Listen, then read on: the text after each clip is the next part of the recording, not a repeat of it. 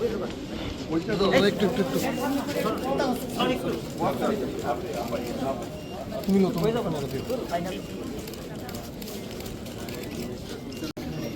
माननीय राज्यपाल और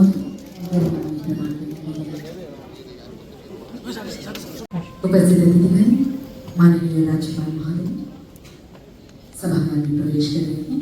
आइए सब मिलकर खड़े होकर स्वागत और अभिनंदन करें।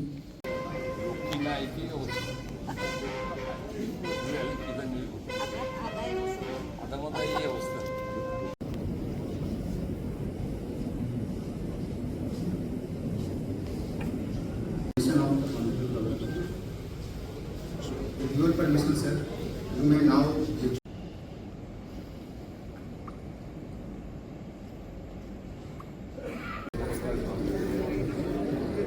उपस्थित अतिथिगण हमारे बीच उपस्थित हो चुके हैं माननीय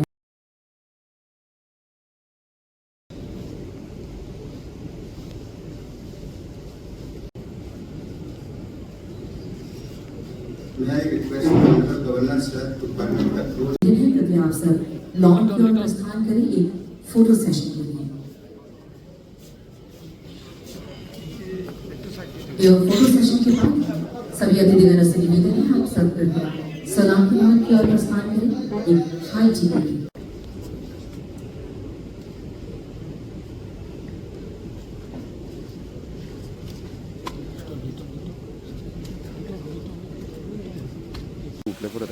এই জায়গা তুলে খুব ভালো হবে না না না দ্বিতীয়বার না, কারণ হচ্ছে এরা তো আমি সাংগঠনিক দায়িত্বে ছিলাম। অখিল ভারতীয় বিদ্যার্থী পরিষদের 3 বছর আমি ন্যাশনাল সেক্রেটারি ছিলাম, সারা দেশব্যাপী সংগঠন করেছি। পশ্চিমবঙ্গের দায়িত্বে ছিলাম, আন্দামানের দায়িত্বে ছিলাম, সিকিমের দায়িত্বে ছিলাম। তারপর পশ্চিমবঙ্গের সহকারী সংগঠন সাধারণ সম্পাদক হিসাবে উত্তরবঙ্গের দায়িত্বে ছিলাম। সেখানেও আমি যখন ছিলাম 243টা মণ্ডল, প্রায় আমাদের 1200 শক্তি কেন্দ্র, 13,000 বুথ, লক্ষ লক্ষ পরিবার। আমাদের সংগঠন একটা পারিবারিক সংগঠন, বিজেপি শুধু পার্টি নিয়ে একটা পরিবার। এত বড় বৃহৎ পরিবার সামলে এসছি, এত হাজার হাজার পরিবারকে ট্যাকেল করে এসছি, আর বাকিটা তো সাধারণ।